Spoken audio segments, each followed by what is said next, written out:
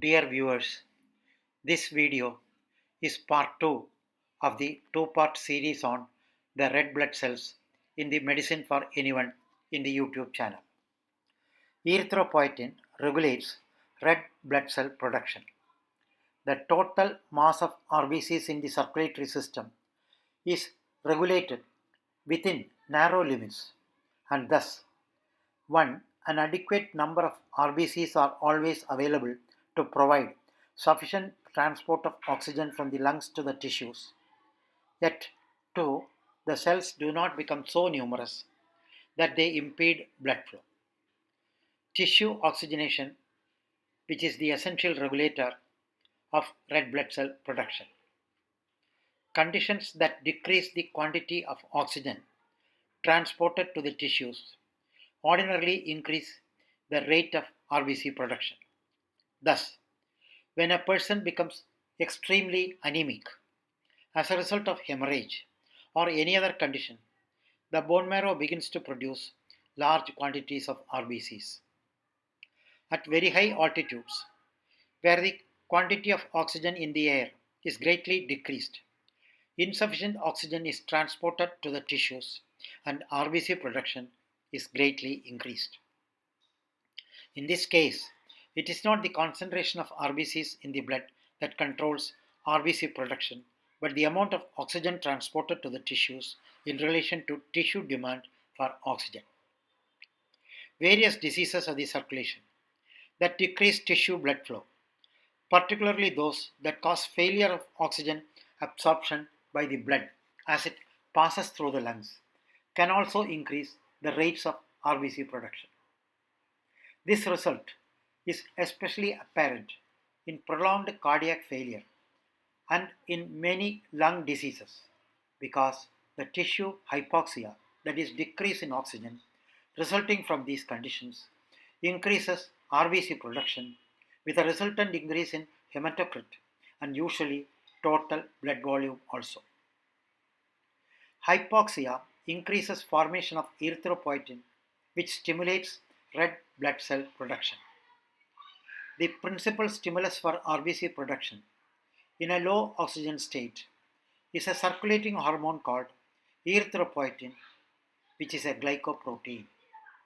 Erythropoietin enhances RBC production until the hypoxia is relieved.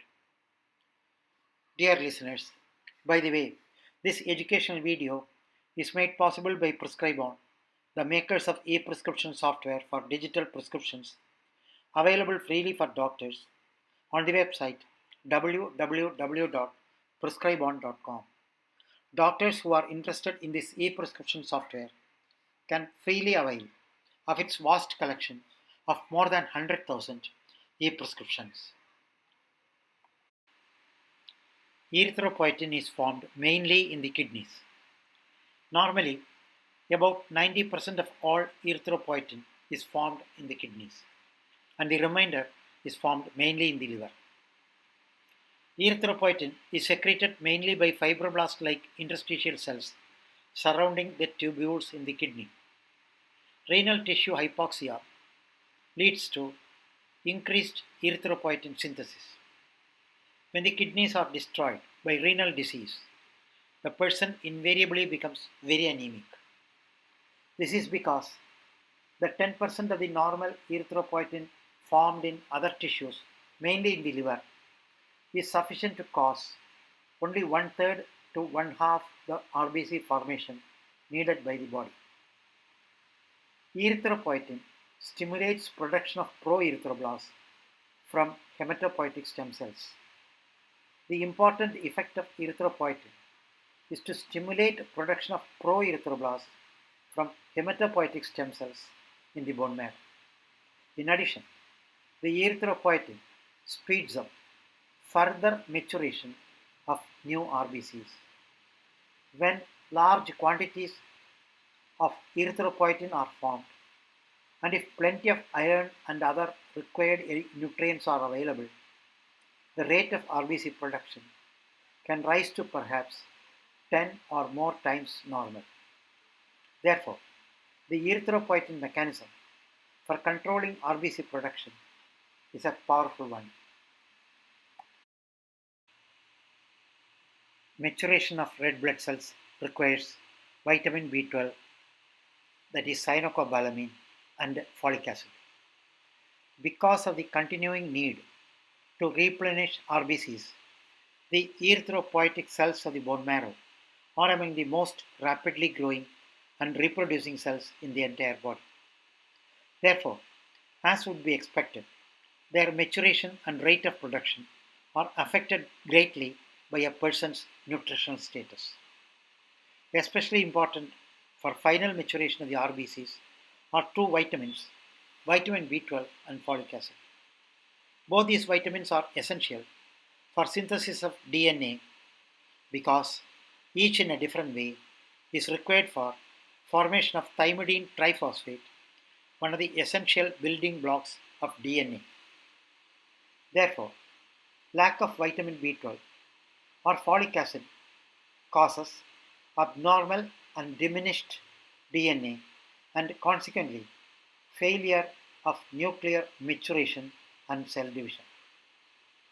Furthermore, the erythroblastic cells of the bone marrow, in addition to failing to proliferate rapidly, produce mainly larger than normal RBCs called macrocytes, which have a flimsy membrane and are often irregular, large, and oval instead of the usual biconcave disc. These poorly formed cells, after entering the circulating blood, are capable of carrying oxygen normally, but their fragility causes them to have a short life, half to one third normal. Therefore, deficiency of vitamin B12 or folic acid causes maturation failure in the process of erythropoiesis. Maturation failure anemia caused by poor absorption of vitamin B12 from the gastrointestinal tract, pernicious anemia. A common cause of RBC maturation failure is failure to absorb vitamin B12 from the gastrointestinal tract.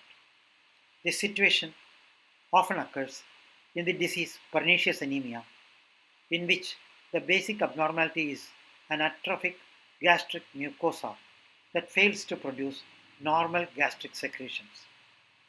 The parietal cells of the gastric glands secrete a glycoprotein called intrinsic factor, which combines with vitamin B12 in food and makes the B12 available for absorption by the gut.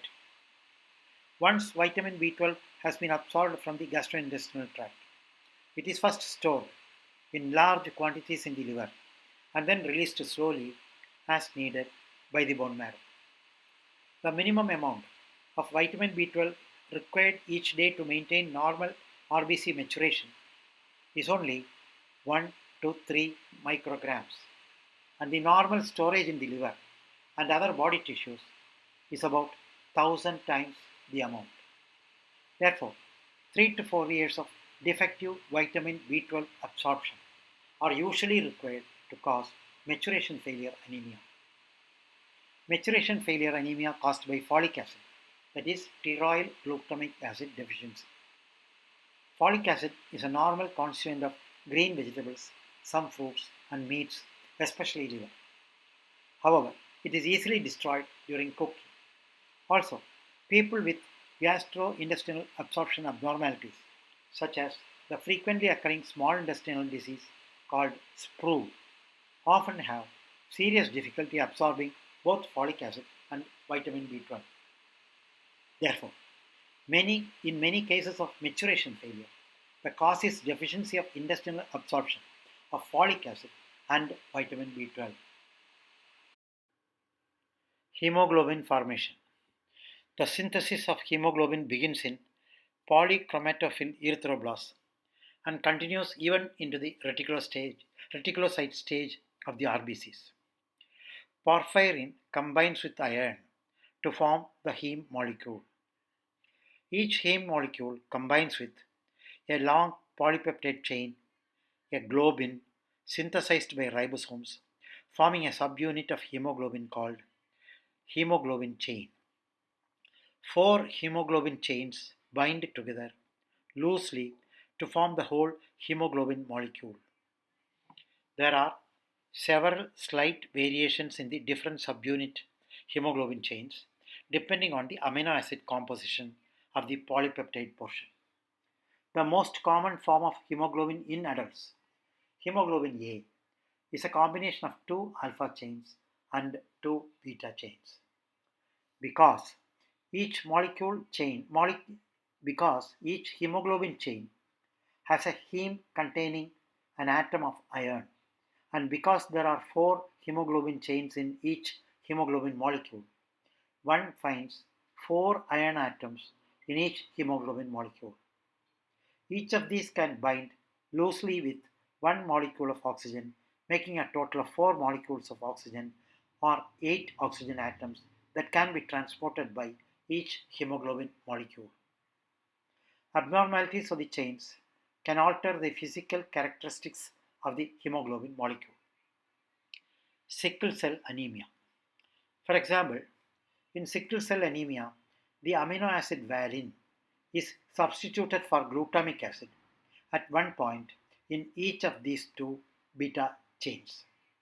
When this type of hemoglobin is exposed to low oxygen, it forms elongated crystals inside the RBCs that are sometimes 15 micrometers in length. These crystals make it almost impossible for the cells to pass through many small capillaries, and the spiked ends of the crystals are likely to rupture the cell membrane, leading to sickle cell anemia. Hemoglobin combines reversibly with oxygen. The most important feature of the hemoglobin molecule is its ability to combine loosely and reversibly with oxygen. This ability is important in relation to respiration because the primary function of hemoglobin in the body is to combine with oxygen in the lungs and then to release this oxygen readily in the peripheral tissue capillaries, where the gaseous tension of oxygen is much lower than in the lungs. Oxygen binds loosely with one of the so-called coordination bonds of the iron atom. This bond is extremely loose, so the combination is easily reversible. Furthermore, the oxygen is carried as molecular oxygen, composed of two oxygen atoms, to the tissues, where, because of the loose, readily reversible combination, it is released into the tissue fluids, still in the form of molecular oxygen rather than ionic oxygen. Iron metabolism. Because iron is important for the formation not only of hemoglobin but also of other essential elements in the body. Example, myoglobin, cytochromes, cytochrome oxidase, peroxidase, and catalase. It is important to understand the means whereby iron is used in the body. The total quantity of iron in the body averages 4 to 5 grams, about 65% of which is in the form of hemoglobin, 4% as myoglobin, 1% as heme compounds, which promote intracellular oxidation, 0.1% as protein transferrin, 15 to 30% stored for later use, mainly in the reticuloendothelial system and liver parenchymal cells, principally in the form of ferritin. Transport and storage of iron. When iron is absorbed from the small intestine, it immediately combines in the blood plasma with a beta globulin apotransferrin to form transferrin, which is then transported in the plasma. The iron is loosely bound in the transferrin and consequently can be released to any tissue cell at any point in the body. Excess iron in the blood is deposited especially in the liver hepatocytes and less in the reticuloendothelial cells of the bone marrow. In the cell cytoplasm, iron combines mainly with a protein apoferritin to form ferritin. Ferritin may contain only a small or a large amount of iron. This iron, stored as ferritin, is called storage iron. Smaller quantities of the iron in the storage pool are in an extremely insoluble form called hemosiderin. This is especially true when the total quantity of iron in the body is more than the upper ferritin storage pool, which can accommodate so much. It can accommodate only so much iron. Hemosiderin collects in cells in the form of large clusters that can be observed microscopically as large particles. In contrast, ferritin particles are so small and dispersed that they usually can be seen only in the cell cytoplasm with an electron microscope. Note, an electron microscope uses electrons instead of visible light, that is photon particles. Hence, much smaller objects can be seen better with electron microscope. Resolution power, light microscope 1000 times magnification, electron microscope 100,000 times magnification. When the quantity of iron in the plasma falls low, some of the iron in the ferritin storage pool is removed easily and transported in the form of transferrin in the plasma to the areas of the body where it is released. The unique characteristic of the transferrin molecule is that it binds strongly with receptors in the cell membrane of erythroblasts in the bone marrow. When RBCs have lived their lifespan of about 120 days and are destroyed, and the hemoglobin released from the cells is ingested by monocyte macrophage cells. There, iron is liberated and is stored mainly in the ferritin pool, which may be used as needed for the formation of new hemoglobin. Daily loss of iron. An average man excretes about 0.6 milligram of iron each day, mainly into the feces. Additional quantities of iron are lost when bleeding occurs. For a woman, additional menstrual loss of blood brings long-term iron loss to an average of about 1.3 milligram per day. Absorption of iron from the intestinal tract. Iron is absorbed from all parts of the small intestine. The liver secretes moderate amounts of apotransferrin into the bile, which flows through the bile duct into the duodenum.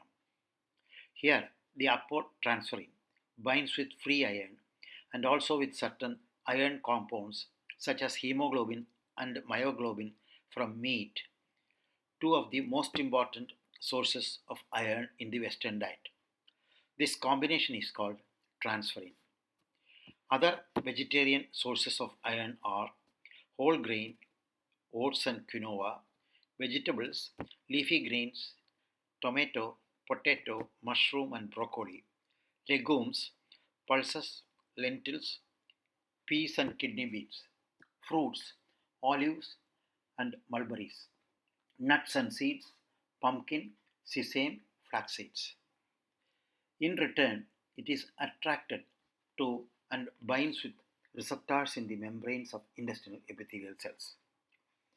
Then the transferrin molecule carrying its iron store is absorbed into the epithelial cells and later released into the blood capillaries beneath these cells in the form of plasma transferrin. Iron absorption from the intestines is extremely slow at a maximum rate of only a few milligrams per day. This slow rate of absorption means that even when tremendous quantities of iron are present in the food, only small portions can be absorbed. Regulation of total body iron by controlling absorption rate. When the body becomes saturated with iron, so that essentially all apotransferrin in the iron storage areas is already combined with iron, the rate of additional iron absorption from the intestinal tract markedly decreases. Conversely, when the iron stores become depleted, the rate of absorption can probably accelerate 5 or more times normal. Thus, total body iron is regulated mainly by altering the rate of absorption. Lifespan of red blood cells is about 120 days. When RBCs are delivered from the bone marrow into the circulatory system, they normally circulate an average of 120 days before being destroyed. Even though mature RBCs do not have a nucleus, mitochondria, or endoplasmic reticulum, they do have cytoplasmic enzymes that are capable of metabolizing glucose and forming a small amount of adenosine triphosphate. These cytoplasmic enzymes also do the following: 1. Maintain pliability of the cell membrane, maintain membrane transport of ions, keep the iron of the cell's hemoglobin in the ferrous form rather than the ferric form, and 4. Prevent oxidation of the proteins in the RBCs. Even so, the metabolic systems of old RBCs become progressively less active and the cells become more and more fragile, presumably because their life processes wear out. Once the RBC membrane becomes fragile, the cell ruptures during passage through some tight spot of the circulation. There, the spaces between the structural trabeculae of the red pulp, through which most of the cells must pass, are only 3 micrometers wide in comparison with the 8 micrometer diameter of the RBC. When the spleen is removed, the number of old abnormal RBCs circulating in the blood increases considerably. Destruction of hemoglobin by macrophages. When RBCs burst and release their hemoglobin, the hemoglobin is phagocytized almost immediately by macrophages in many parts of the body, but especially by the Kupffer cells of the liver and macrophages of the spleen and bone marrow. During the next few hours to days, the macrophages release iron from the hemoglobin and pass it back into the blood to be carried by transferrin either to the bone marrow for production of new RBCs or to the liver and other tissues for storage in the form of ferritin. The porphyrin portion of the hemoglobin molecule is converted by the macrophages into the bile pigment bilirubin, which is released into the blood and later removed from the body by secretion through the liver into the bile. Dear viewers, this is the end of part 2 of the 2-part series on the red blood cells in the Medicine for Anyone in the YouTube channel. Thank you for watching the video.